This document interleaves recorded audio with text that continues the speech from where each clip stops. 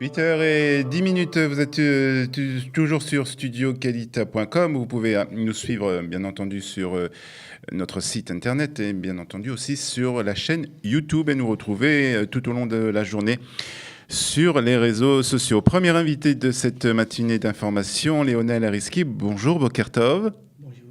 Merci d'être avec nous ce matin. Vous êtes docteur, vous étudiez à l'université de Ben Gurion, et puis alors vous êtes aussi nouveau migrant de Brésil, puisque ça fait 1 an et demi que vous êtes en Israël. Et justement, on vous a demandé de venir ce matin pour nous parler un peu de ce qui se passe au Brésil, dans le pays tout d'abord, et puis plus particulièrement pour la communauté juive du Brésil. Alors d'abord, faites-nous un peu un tour d'horizon de la situation politique au Brésil. On parle de corruption, d'élections, de destitution.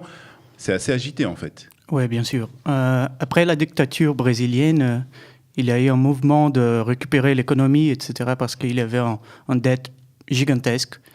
Et après 2 gouvernements de droite, il y a eu un gouvernement de gauche. C'était l'espoir d'une grande part de la population, des intellectuels, etc., pour récupérer la tradition républicaine de Brésil. Et pendant le premier 4 ans, de 2002 à 2006, c'était quelque chose de... Ça marchait. Les salaires, ils ont augmenté. Il y avait des nouvelles universités, etc. Tout le monde était un peu... Il y avait un peu d'espoir, mais avec le problème de mauvaise gestion, etc. Après ça, une crise de dette après 2008... que jusqu'à maintenant, on peut sentir les effets dans le Brésil. Et donc, après ça, il y a une nouvelle présidente qui arrive au Brésil. Oui. Et on espère là aussi que ça va s'arranger, mais là non plus, ça ne s'arrange pas. Et il y a surtout des nouvelles histoires de corruption, beaucoup de blanchissement d'argent qui sont révélées et qui font tomber cette présidente. Oui, c'est drôle parce que l'impression de la société brésilienne en général, c'était qu'elle pouvait changer le scénario et que c'était une nouvelle pensée de gauche. D'accord. Mais c'était la même chose. La corruption, c'était endémique.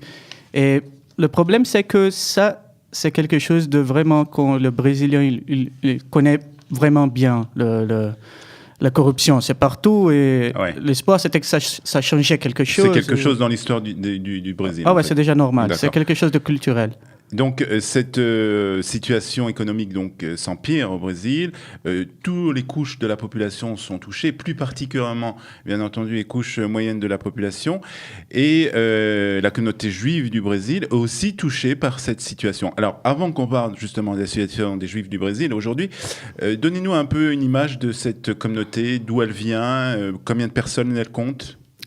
Bon, je crois que ce sont 100 000 juifs au Brésil. C'est une communauté vraiment traditionnelle parce qu'au Brésil, on n'a pas eu de loi anti-juif ou antisémitisme officiel. Et la plupart de la communauté, elle est arrivée au Brésil de Portugal, mais dans le 19e siècle. Et après la Shoah, il y a une hégémonie ashkénaze. Mais c'est ça, ils sont vraiment intégrés à la société. L'assimilation, c'est presque 50%. D'accord. Les grandes villes où on peut trouver des Juifs, Sao Paulo et Rio. Ouais. Les grandes villes. Disons, quel est le niveau économique général, on va dire, des Juifs du Brésil? Est-ce que c'est quand même des personnes qui appartiennent à la couche supérieure de la population? Ils sont la plupart à la couche moyenne supérieure du Brésil. Ils sont vraiment... C'est une communauté elle a une bonne histoire au Brésil, en général. Pourquoi vous dites qu'elle a une bonne histoire? Parce que... Elle est bien acceptée, elle est bien intégrée? Vraiment bien acceptée. Et la seconde génération, ils ont déjà entré à l'université, il n'y avait pas de barrières, etc. Et c'était vraiment facile, une ascension sociale. D'accord. Donc cette crise économique qui touche le Brésil touche aussi les Juifs du Brésil. Et aujourd'hui, on voit que de nombreux membres de la communauté sont touchés aussi par cette crise. Comment cela se traduit?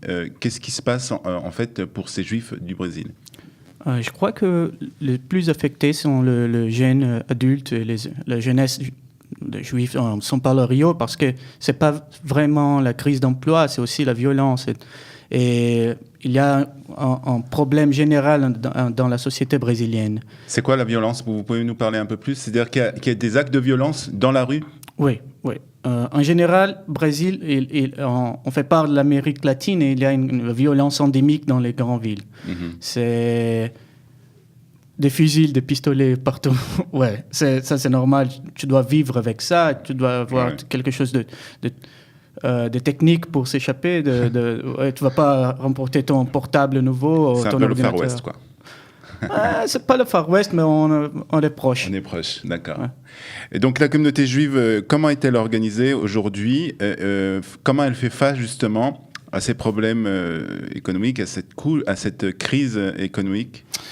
Bon, la communauté juive brésilienne, vraiment sioniste, il y a toutes les façons de faire ils sont ouvertes aux Juifs brésiliens. Ça, c'est quelque chose de fantastique. Oui. Le support, il est vraiment incroyable. Il y a de plusieurs bonnes personnes. Et il y a une institution pour aider les plus pauvres de la communauté juive. Il y a, bien sûr. Et je crois que presque tous sont des institutions religieuses. Oui. Mais il y a plusieurs fédérations israélites au Brésil. Qui aident justement la population qui est en difficulté, la population juive qui est en difficulté. Et puis aussi, bien entendu, souvent dans ce cas-là, une des solutions, c'est l'Alia. C'est le nombre de Juifs qui montent en Israël. On constate qu'il y a une forte augmentation ces 2 dernières années, en 2015 et en 2016, des Juifs brésiliens qui sont arrivés en Israël. En 2016, ils étaient 684 personnes qui sont arrivées en Israël, soit 40% de plus qu'en 2015. Ouais, et ça, c'est vraiment incroyable pour une communauté qui, traditionnellement, ne fait pas l'Alia. Ah, c'est une communauté qui ne fait pas l'Alia? Non, c'est pas quelque chose de remarquable. C'est pas comme Argentine et Venezuela, qui ont presque tout, 50%, 60% de la communauté est venue en Israël ou aux États-Unis. La communauté brésilienne, il y a un nucléo de Juifs qui font Alia pour l'idéologie. Il y a quelques personnes qui viennent parce que c'est un pays développé, c'est Israël. C'est pas quelque chose de traditionnel. C'est ça que c'est fantastique. Déjà, jusqu'au mois de mai 2007, il y avait déjà 346 Brésiliens qui étaient venus en Israël. Est-ce que vous pensez que ces chiffres vont encore augmenter? Ah ouais. C'est parce qu'il y a vraiment, si on regarde le futur de la politique brésilienne, il n'y a rien que croire que ça va améliorer. Il n'y a pas véritablement d'espoir. Non, il y a déjà 2 ans. C'est dur. C'est difficile d'essayer de vivre un pays comme ça. Vous, les raisons pour lesquelles vous êtes venu en Israël, c'est des raisons idéologiques ou des raisons qui plus du fait de la situation au Brésil? Idéologique. Oui, idéologique. Oui, d'accord. Bien sûr. Donc vous vous trouvez bien en Israël? Ah ouais, j'aime beaucoup.